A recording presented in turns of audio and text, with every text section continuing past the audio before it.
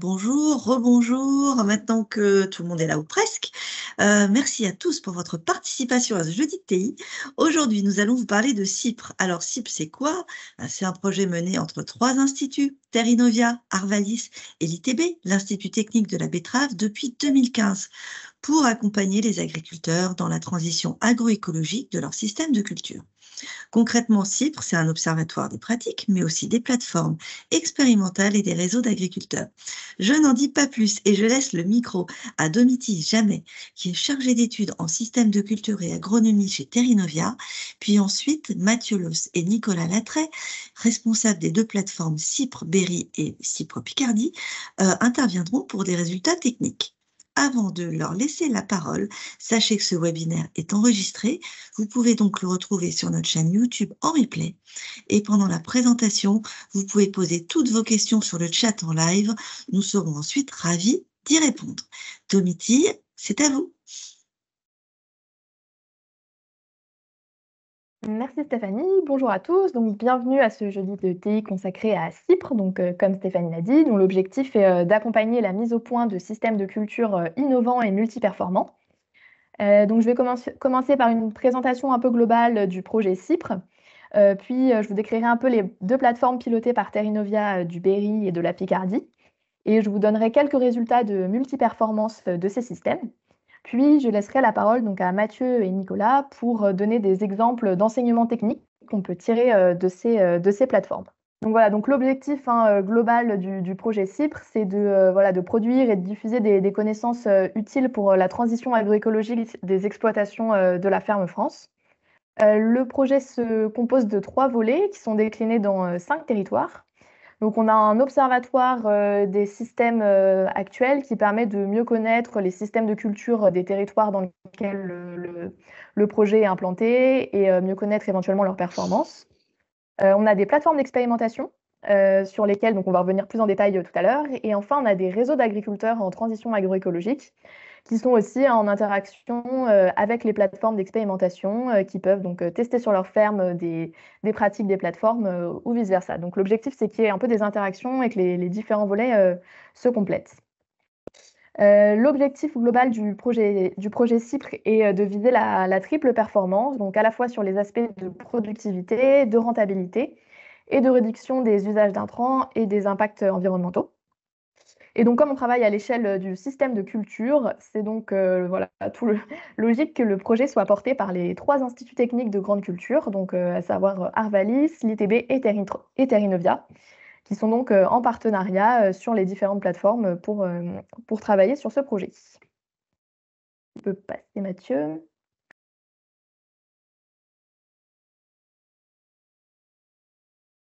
Du coup, ça ne veut plus passer. Ah, c'est bon. Donc voilà, donc je vais un peu plus rentrer dans le détail par ce qu'on entend par des systèmes multiperformants dans le cadre de notre projet CIPRE. Donc les systèmes de culture qui sont expérimentés visent à relever à la fois des enjeux globaux et des enjeux locaux.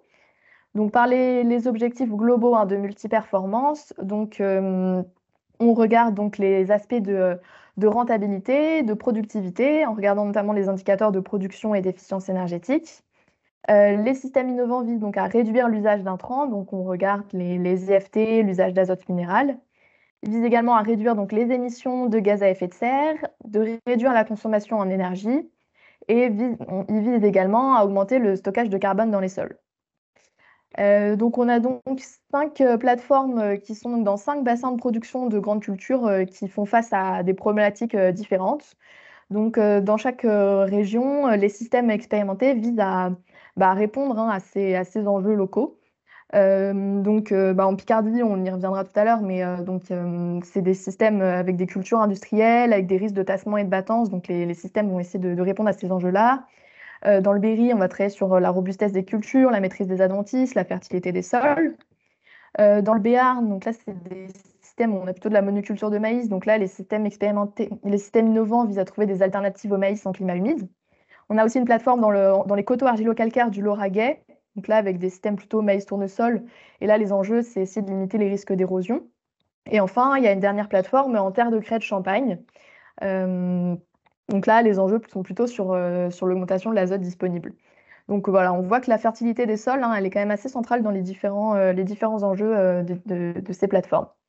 Et donc voilà, les systèmes, ils ont été donc conçus et ils sont suivis par des comités régionaux qui impliquent donc des partenaires locaux, que ce soit des agriculteurs, des conseillers de coopératives, de chambres, etc. Tu peux passer, Mathieu, à la diapo d'après. Donc là, c'est pour vous décrire un peu plus dans le détail le dispositif expérimental de ces plateformes, des plateformes expérimentation dans ces cinq bassins.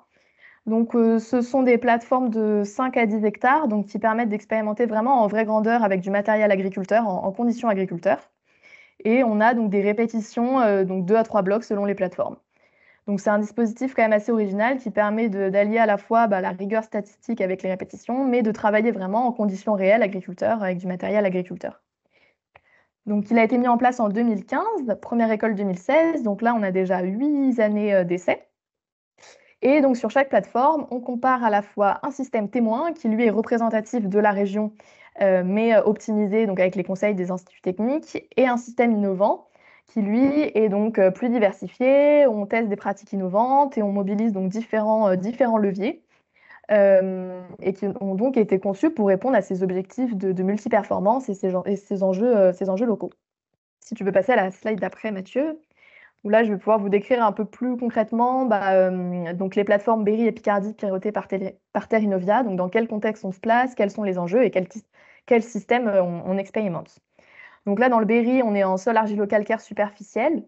Donc dans la région, donc historiquement, est caractérisée par des rotations courtes avec des cultures d'hiver qui ont conduit donc à une augmentation de la pression en bioagresseurs, notamment en adventices graminées. Donc là, les enjeux auxquels fait face ces systèmes, c'est vraiment d'essayer d'améliorer la maîtrise des adventices, en particulier les graminées hivernales, donc les vulpins surtout. Essayer d'augmenter la fertilité des sols, notamment la minéralisation de l'azote, donc c'est des sols qui minéralisent assez peu, et aussi travailler sur la structure du sol pour avoir une bonne implantation des cultures, l'objectif in fine étant d'avoir une amélioration de la robustesse des cultures. Donc là, au système témoin, donc classique colza blé orge, on a donc un système innovant qui est plus diversifié. Donc on a introduit des cultures de diversification qui sont bien adaptées au contexte local, donc comme la lentille ou le tournesol. On a aussi introduit des cultures d'été, donc pour rompre le cycle des adventices, comme le millet et le tournesol. On essaye d'avoir plus de flexibilité dans le travail du sol en adaptant vraiment les travaux de sol aux observations qui sont faites sur les parcelles pour essayer de réduire un peu le travail du sol. Et enfin, on a introduit des légumineuses en culture principale et en couvert, comme donc la lentille et le pois d'hiver, et des couverts végétaux dès que possible en interculture, ou alors en association avec le colza, ou même en couvert semi-permanent, donc dans le colza qu'on va pouvoir garder dans la culture, dans la culture suivante. Donc ça, c'est pour travailler notamment sur les enjeux d'amélioration de la fertilité des sols et d'autonomie en azote. Si tu peux passer sur la slide d'après. Où là, donc, c'est dans un autre contexte, donc celui de la Picardie. Donc, là, pour le coup, donc, on est en limon profond, donc des sols à fort potentiel. Dans la région, on a des cultures industrielles à forte valeur économique, comme la betterave ou la pomme de terre, et qui sont donc des cultures exigeantes en intrants. Donc, on a une forte dépendance à l'azote minéral. Et en plus, qui conduisent à des passages d'outils lourds pour récolter les betteraves, notamment, avec donc des enjeux sur les tassements des sols.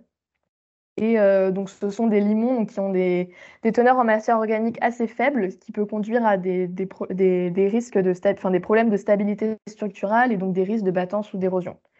Donc voilà, là les enjeux locaux, c'est donc plutôt d'essayer de travailler sur la fertilité du sol, en particulier la réduction des risques de tassement et des risques de battance, et réduire la dépendance à l'azote minéral. Donc là, en comparaison du système témoin betterave blé, pomme de terre blé, colza blé, on a donc un système innovant plus diversifié, où on introduit du maïs, de la févrole. On travaille aussi donc sur la réduction du travail du sol, donc on n'a pas de labour dans le système innovant par rapport au système témoin en théorie, ce qui nous a donc amené à travailler sur des techniques d'implantation un peu plus innovantes que Nicolas vous décrira tout à l'heure. On apporte des amendements organiques. On a introduit des cultures à forte restitution de matière organique comme le maïs ou le colza. Donc, tout ça pour essayer d'augmenter la matière organique des sols et travailler sur l'aspect fertilité. Et on a introduit donc des légumineuses en culture principale comme la févrole ou en couvert pour les enjeux donc, de réduction de dépendance à l'azote minéral. Tu peux passer la diapo, Mathieu. Donc voilà un peu pour la présentation de ces différents systèmes tels qu'ils sont aujourd'hui, hein, parce qu'ils ont quand même pas mal évolué depuis le début, des années d'expérimentation. Et donc maintenant, on cherche aussi à voir si ces systèmes innovants, ils permettent ou non d'atteindre la multiperformance qu'on s'était fixée donc, lors de la conception de ces systèmes. Donc, on calcule différents indicateurs sur le système témoin et le système innovant. Et là, vous avez donc, dans ce tableau donc, les performances du système innovant qui sont exprimées en pourcentage du système témoin, donc en moyenne entre 2017 et 2023. Donc, voilà, donc d'une manière un peu globale, là, on voit que les systèmes innovants, ils sont plus économes en intrants. On a notamment une réduction de 30% de l'apport d'azote minéral en Berry, dans le système du Berry comme dans le système de la Picardie, dans l'innovant par rapport aux témoins. On a aussi donc une réduction de l'IFT, donc qui est pareil de moins 21% sur chaque plateforme dans le système innovant par rapport au système témoin. On a également donc, des plus faibles impacts environnementaux dans le système innovant par rapport au système témoin, avec une réduction des émissions de gaz à effet de serre de 25 à 18% et une réduction de la consommation en énergie, en gros, de moins 20%. En revanche, pour les volets rentabilité et productivité, les systèmes innovants sont en moyenne un peu moins rentables et moins productifs. Donc on a en moyenne une marge directe qui est inférieure de 9% dans le Berry et 40% en Picardie. Et voilà, une production d'énergie de l'ordre de moins 20% inférieure dans le système innovant. En revanche, quand on ramène la production d'énergie à la consommation d'énergie, donc pour avoir l'indicateur d'efficience, on est à peu près équivalent dans les deux systèmes. Après, voilà, je voudrais juste un peu nuancer là, ce constat du fait que les systèmes innovants sont un peu moins rentables que les systèmes témoins. Parce que d'une part, ces systèmes, ils ont besoin d'évoluer, on les met au point petit à petit, on les améliore d'année en année. Et là, on voit que dans le Berry, je ne vous l'ai pas représenté ici, mais sur les 3 dernières années, on a une marge qui est égale, voire supérieure dans le système innovant par rapport au système témoin. Donc voilà, parce qu'il y a besoin donc, de faire évoluer ces systèmes. Donc on a au fur et à mesure des années certains apprentissages qui sont faits, des changements de culture, de pratique. Donc voilà, donc on a espoir que ces systèmes s'améliorent avec le temps. Et après, d'autre part, donc, on compare là, ces systèmes innovants à des systèmes témoins qui, eux, sont déjà optimisés. Donc certes, la marge est inférieure, mais dans tous les cas, elle reste quand même positive. Et puis, donc, c'est particulièrement le cas en Picardie, où on a un système témoin avec déjà une rotation de 6 ans qui est bien optimisée. Et c'est pour ça que voilà, le système innovant peine un peu à rattraper ce système témoin. Mais pareil, des améliorations ont été faites notamment récemment avec des changements de culture. Donc, on peut aussi espérer une amélioration de la marge dans les années qui arrivent. Du coup, voilà pour ces aspects un peu d'indicateurs globaux. Mais après, au-delà des indicateurs de performance, on a aussi de nombreux apprentissages plus techniques sur la manière de gérer les adventices, les ravageurs, la fertilité des sols. Et donc là, on n'a pas beaucoup de temps, mais Mathieu et Nicolas vont vous donner un exemple par plateforme pour le Berry et la Picardie. Ouais, alors, pour pouvoir prendre la suite de ce que tu disais, donc pour ma part sur le Berry, alors je suis désolé, j'ai pas du coup ma caméra qui est en route, mais je vais pas enlever le partage d'écran, ça va tout refaire bugger. Oui. Donc voilà, de 2017 à 2022, en fait, surtout jusqu'à 2021, on a fait un constat qu'il y avait des successions qui étaient très positives sur la partie gestion des adventices, hein, notamment la rupture que l'on fait avec 2 cultures de printemps. Il faut savoir que le colza, qui est après précédé d'un millet, c'était une vraie volonté des agriculteurs et des membres du COPI de faire une rupture et de trouver un système qui a une rupture. Et on voit bien que quand on prend les notes de satisfaction que vous avez ici, en termes de gestion des désherbages, et on note avant la récolte chaque parcelle pour savoir si le désherbage était satisfaisant, on peut voir que globalement, quand on est sur la succession lentilles, blé dur, colza, millet, tournesol, même s'il peut y avoir une phase un peu plus compliquée sur les cultures d'hiver, la double culture de printemps, maïs, tournesol, apporte une pleine efficacité en termes de satisfaction et de gestion du désherbage. On retrouve des notes de 9. Vous avez ici la densité des adventices qui est mise en avant au-delà des notes sur la rosace. Par contre, on se rend compte que, en fait, après avoir enchaîné 2 cultures de printemps, on enchaîne 4 cultures d'automne. Et vous pouvez voir à la fois sur la partie densité de vulpins ici, manifestée par le graphique et la flèche en rouge, que l'évolution, malheureusement, elle repart un peu à l'inverse et on retrouve une population de vulpins qui augmente. Et vous avez ici les notes de satisfaction de désherbage, ce qui fait que plus on avance dans le temps, plus malheureusement, on voit que la note de désherbage se dégrade à cause du vulpin. Et ça, on le voit notamment dès le blé tendre qui suit le pois. Donc, 3 années après les 2 cultures de printemps, on voit déjà qu'on a une dérive qui se fait au niveau des graminées. Il faut bien préciser que dans le système témoin aussi, on a la même tendance où on arrive sur la deuxième céréale après le blé, donc l'orge qui suit le blé dans le système colza-blé-orge, et elle aussi voit une plus importante dérive aussi au niveau de la gestion adventiste avec des populations de vulpins qui restent aussi supérieures dans le témoin par rapport à la partie innovante. Donc, on a bien vu que ces notions de gestion de désherbage qui étaient quand même une vraie problématique dans la région, elles étaient plus convenables, donc il a fallu reconcevoir le système. Ce qu'on a fait en 2021-2022. Mais déjà, si on regarde quand même les performances du système innovant, avec notamment la partie tournesol et le blé de tournesol qui suit, on l'a comparé quand même par rapport au blé de colza témoin, parce que c'est là où on a 2 phases de blé qui sont assez importantes et assez représentatives des 2 systèmes, hein, le blé après le colza dans le système témoin et le blé après le tournesol. On a quand même une meilleure performance du système du blé du système innovant, où on voit que le rendement du blé de tournesol est systématiquement supérieur au blé de colza témoin. Ça, c'est plutôt en lien généralement par rapport à la partie structure de sol qui est toujours très bénéfique après un tournesol. On arrive plus facilement à réduire l'IFT, hein, bien sûr, avec des programmes de désherbage qui sont beaucoup plus faibles. Et on a du coup une marge directe qui est améliorée et nettement supérieure.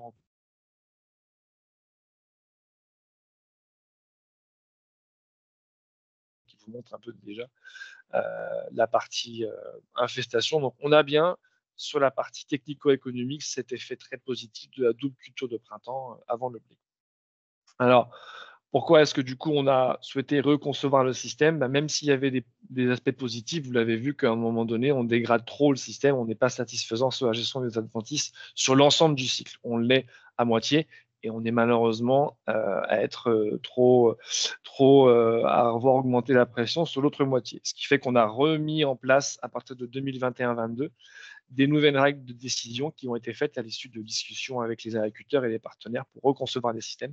On a testé différents systèmes et on a souhaité plutôt se dire ce qui serait intéressant, c'est de rendre le système innovant déjà un peu plus souple et adaptatif dans le choix des cultures. C'est-à-dire qu'on a pris le parti que la gestion du désherbage et du salissement devenait le critère numéro 1 de gestion de la plateforme et on s'est autorisé certaines séquences où on peut faire varier l'assolement en fonction de la pression adventice. Par exemple, on a réintroduit du blé tendre après le colza. Si le colza est propre, on se donne l'opportunité de faire un blé tendre, parce qu'on s'est dit quand même que le blé tendre était quand même une culture dans la partie économique qui était importante, mais il ne faut pas qu'elle dérive au niveau graminé.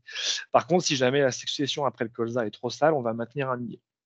On avait vu également, vous aviez vu que les notes de satisfaction des désherbage se dégradaient fortement après le blé de pois et qu'on impactait en fait l'orge et on impactait du coup directement la lentille. Du coup, voilà, on se donne la possibilité, si le blé de pois devient sale, de rentrer tout de suite une culture de rupture comme le millet et de mettre le millet avant la lentille pour vraiment avoir un effet nettoyant sur les parcelles. Et du coup, on va positionner de l'orge d'hiver plutôt après un tournesol si jamais on n'a pas d'orge dans le système. Le système témoin a également évolué où on a également vu que dans les rotations des agriculteurs, le tournesol était rentré dans les parcelles. Donc, on se donne la possibilité de faire un tournesol aussi dans le système témoin, mais il sera à la place du colza. Soit le colza est maintenu parce que la parcelle est propre, soit malheureusement le colza n'est pas maintenu parce que la parcelle est trop sale ou parce qu'on a eu un raté malheureusement dans la levée ou dans l'échec de levée. On va s'autoriser aussi un tournesol. Donc, on a réadapté, on a rendu le système plus adaptatif et en donnant priorité à la gestion des adventices dans le choix des cultures. Je te laisse la main, Nicolas, sur la partie Picardie. Oui, pas de souci. Alors, donc moi pour ma part, je vais changer un petit peu de sujet. Je vais vous parler rapidement dans le temps qui nous reste de l'implantation des cultures parce que c'est un sujet qu'on a beaucoup travaillé sur la plateforme Picardie et entre autres sur les cultures industrielles. Mais ça, je vais passer un peu sur ce sujet-là sur le prébutage en pommes de terre. Et j'avais mis une petite animation, Mathieu. Et du coup, sur le strip-till d'été et maintenant TCS en betterave, parce qu'on a essuyé un petit peu les déboires sur la partie betterave, mais on a plutôt des très bons résultats en prébutage pommes de terre. Si vous voulez un peu plus d'infos, il y avait un webinaire qui avait été fait l'année dernière sur Cypre Picardie, où vous retrouverez, j'en avais parlé un petit peu. Et puis sinon, ce sera pour la journée Cypre qu'on fait au mois de mai, dont Domitil vous en reparlera un petit peu après pour ceux qui voudront y participer. Du coup, je vais vous parler plutôt, je te laisse passer la diapo, de l'implantation sur des cultures, les autres cultures de la rotation, autres que culture industrielle. Donc, on a travaillé le strip-till d'été aussi en maïs il y a quelques années qu'on a abandonné parce qu'on n'était pas forcément satisfait de cette technique-là. On a prévu en blé tendre de travailler sur un semis sous couvert, puisqu'on a eu un gros changement sur la rotation, qui est une nouvelle implantation un peu en colza, qui est une implantation avec une culture pérenne. Je te laisse passer la prochaine diapo. Du coup, sur la partie colza qu'on peut avoir sur la plateforme, cette année, on va avoir un 3e colza. Historiquement, on en avait de temps en temps sur le témoin, sur la rotation témoin, si vous vous souvenez ce que Domitil nous avait dit au début. Mais on avait un colza qui était à la place du légume d'industrie qu'on pouvait avoir en région, pour être un peu baisser le légume dans nos rotations.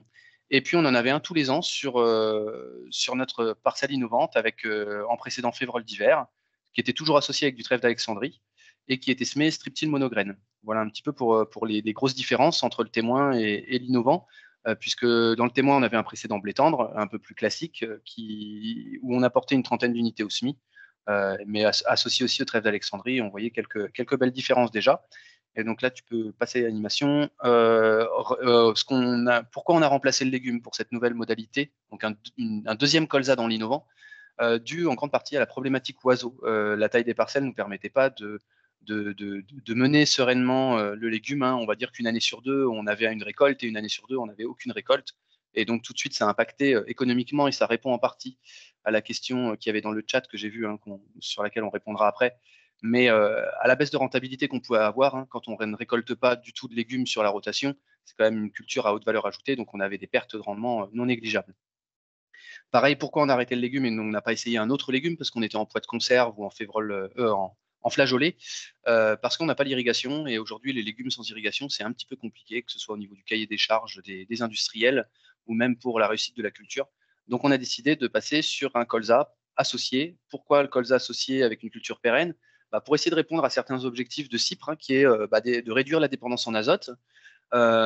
C'est une culture, le colza, qui est quand même adaptée au sol profond. C'est pas forcément la première culture à laquelle on pense, mais sur la plateforme là en Picardie, on fait jamais en dessous de 45-50 quintaux. Donc voilà, c'est assez intéressant quand même. Et puis c'est une des cultures qui, avec le maïs, apporte le plus de carbone humifié au sol. Donc c'est quand même, ça fait partie, ça répond aussi aux objectifs de la plateforme sur ce point-là. Et donc là, tu peux faire apparaître, et donc dans l'innovant, dans le nouveau qu'on peut avoir, la petite particularité, c'est que il ressemble un petit peu au témoin puisqu'il est précédent en blé tendre, mais plutôt que de l'associer avec du trèfle d'Alexandrie, on l'a associé à du lotier et un peu de trèfle blanc. Nain, j'ai oublié de le rajouter ici, pour le côté pérenne. Et le but, ce serait, comme je vous le disais juste avant, 2 diapos avant, mais de pouvoir le garder dans le blé, voire jusqu'au maïs qui suit sur la rotation, en fonction bien évidemment du salissement de la parcelle, et de voir si on arrive à le maintenir. Donc voilà, et on apporte aussi de la matière organique. Donc cette année, c'était un petit peu trop, avec un C sur N un peu trop important, mais je pense que l'année prochaine, on va changer un petit peu pour essayer de booster un peu plus la croissance. Et puis bon, je vous avais mis quelques résultats. Si tu peux passer, ce sera ma dernière diapo, mais les premiers résultats de l'année. On retrouve l'effet du strip-till, puisque dans les 2 rotations innovantes que vous avez en jaune et en vert, les 2 rotations innovantes, vous voyez que la taille du pivot, on gagne à peu près 4-5 cm de moyenne sur la taille des pivots, ce qui est non négligeable, et ce qui permet quand même d'avoir un impact moindre des insectes au printemps. On l'a vu cette année pour la reprise des colzas. Les colzas qui étaient implantés strip-till sont mieux repartis au printemps. J'ai pas de mesure à vous présenter là, mais on voyait vraiment visuellement une date de reprise qui était beaucoup plus rapide. Et puis la biomasse, donc cette année, biomasse qui n'était pas forcément satisfaisante, hein, on atteignait à peine les 1 kg, ça dépendait des modalités, mais en moyenne, on n'était pas au 1 kg, peu importe les modalités, mais c'est parce qu'on était sur un SMI de début septembre dû aux précipitations assez importantes qu'on avait eues courant août, on n'avait pas pu semer avant, donc c'était un petit peu compliqué pour les implantations cette année, mais on voit que l'effet du précédent févrole qui était quand même assez important, puisqu'on gagnait 200-300 grammes, voire un peu plus sur certaines modalités, puisqu'on a des modalités où la févrole s'était un peu plus développée. Vous voyez, on était à plus d'1 kg, 1 kg 100 sur le max de mon petit graphique, qui était quand même assez important. Voilà, donc j'ai fait assez rapide, j'ai essayé de rattraper un peu le retard qu'on avait. Et là, je ne sais pas si je réponds à une première question ou si on attend un petit peu la question sur la rentabilité, Stéphanie. Oui, non. On va peut-être laisser Domiti finir la Ouais, présentation pas et de puis on souci. Il reste une passera. diapo, donc il n'y a pas de problème. Merci Vas-y, beaucoup, Domitille. Nicolas. Oui, c'est juste pour finir rapidement, mais donc là, on a essayé de vous présenter en 20 minutes ce qu'on pouvait faire sur Cypre et le type de résultats qu'on pouvait avoir. Mais voilà, pour en savoir plus, donc on organise des journées Cypre sur chaque plateforme, donc là en 2024, qui peuvent vous permettre de découvrir plus en détail les résultats de ces 8 années d'expérimentation.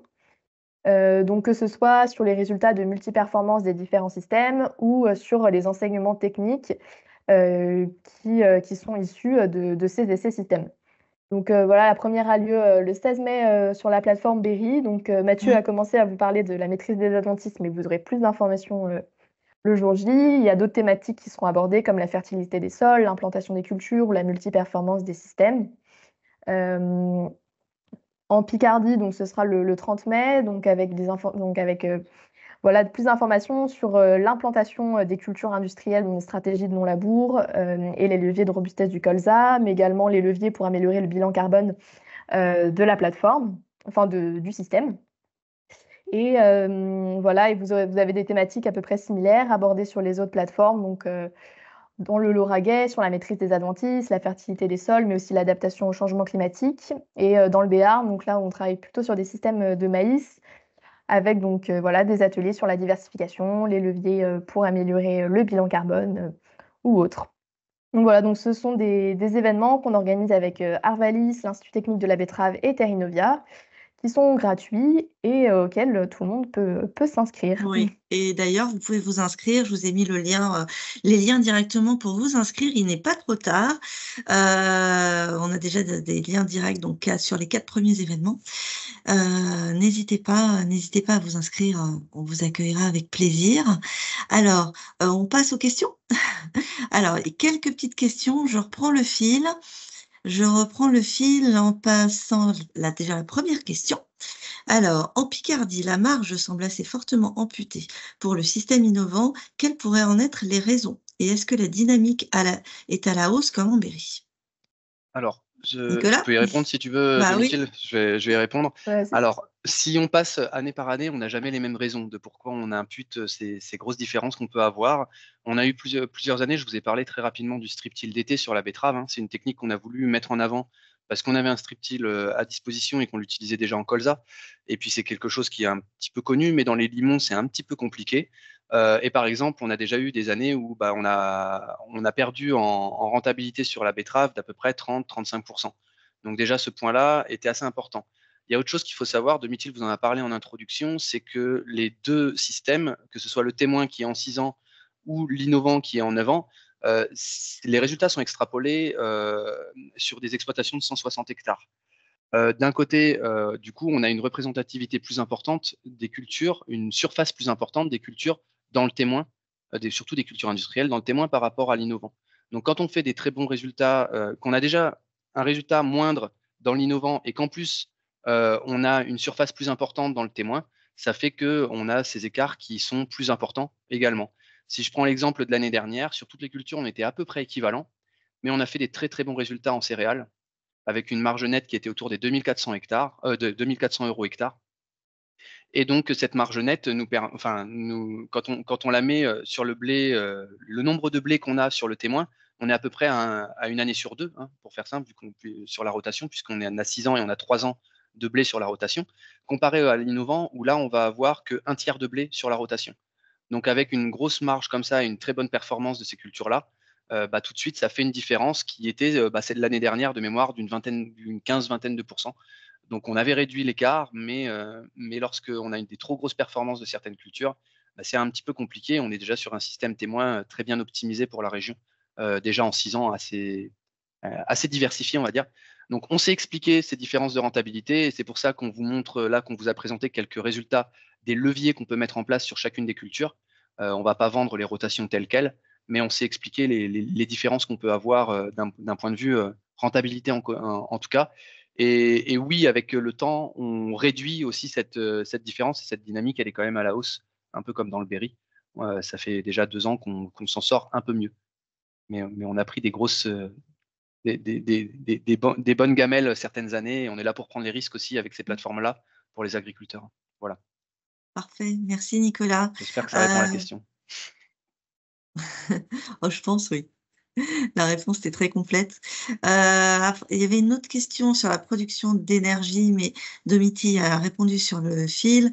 Donc, l'unité sur la production d'énergie, c'est bien des joules par hectare pour faire des comparaisons à l'échelle système. Et j'ai une autre question. La qualité produit entre-t-elle en ligne de compte dans l'énergie produite, protéines par rapport à amidon, ou est-ce que c'est une unité fixe par quintal produit?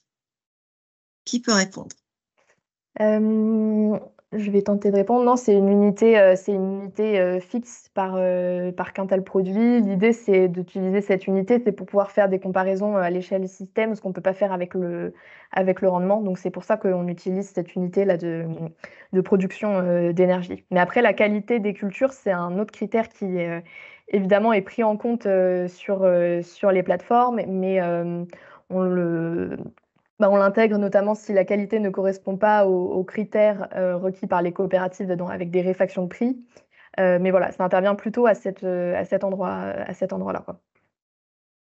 Parfait, merci Domiti.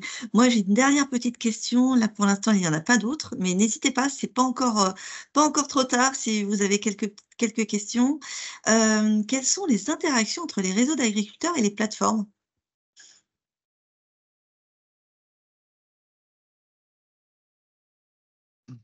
L'avantage du Mathieu, réseau tu veux répondre? d'agriculteurs, c'est que, par exemple, historiquement, la plateforme et les travaux menés sur le réseau d'agriculteurs du Berry avec Gilles Sauzet a permis de mettre en place plein d'expérimentations complémentaires sur différentes thématiques. Il faut savoir que les dispositifs, par exemple, sont faits d'une manière où on peut difficilement réintégrer des essais dans les micro-parcelles. Donc, s'il y a des thématiques où on veut tester d'autres choses, on va plutôt aller les regarder à des grandes échelles, notamment sur des échelles typées parcelles d'agriculteurs. C'est des travaux qui ont été faits pendant plusieurs années sur notamment l'impact des implantations du colza et comprendre les états clés du colza en fonction des pratiques, pour donner tout ce qu'on connaît aujourd'hui sur la méthode du colza robuste et le raisonnement qu'on peut avoir avec la détermination en fait des états clés du colza en fonction des pratiques. Et aujourd'hui, on s'en sert encore beaucoup de ce réseau pour justement continuer à travailler des choses. On travaille beaucoup tout ce qui est implantation des cultures au sens large, notamment culture de printemps, tournesol, gestion des couverts végétaux. Donc, on a une approche qu'on essaie d'avoir avec les agriculteurs aussi sur des échelles plus grandes parcelles. On continue à travailler la fertilité du sol, là encore, dans des échelles plutôt grandes parcelles, en lien avec les pratiques qui ont été faites. Donc, ça nous permet de pouvoir continuer de faire des expérimentations sur des thématiques qui sont tout à fait en lien avec ce qu'on fait sur la plateforme CIP. Et ça entretient, ce qui est assez intéressant aussi, c'est le lien entre ce qu'on fait sur CIP et ce que font les agriculteurs sur leurs parcelles. Ça entretient justement les échanges, les observations, ça nous permet d'adapter des choses sur les règles de décision, ça nous permet eux aussi au niveau des agriculteurs d'adapter des choses sur leurs pratiques. Donc il y a vraiment une complémentarité entre ce qu'on fait sur la plateforme, ce qu'on fait sur les parcelles du réseau de l'agriculteur, et quand on met tout ça en place, ça permet à tout le monde justement de pouvoir un peu adapter les pratiques. Oui, ce lien-là est très, très important, effectivement. Merci Mathieu. Une dernière petite question. Est-ce qu'on retrouve les mêmes tendances sur les résultats de multiperformance sur les 3 autres plateformes? Parce qu'on a parlé de Berry et de Picardy, mais qu'en est-il des 3 autres?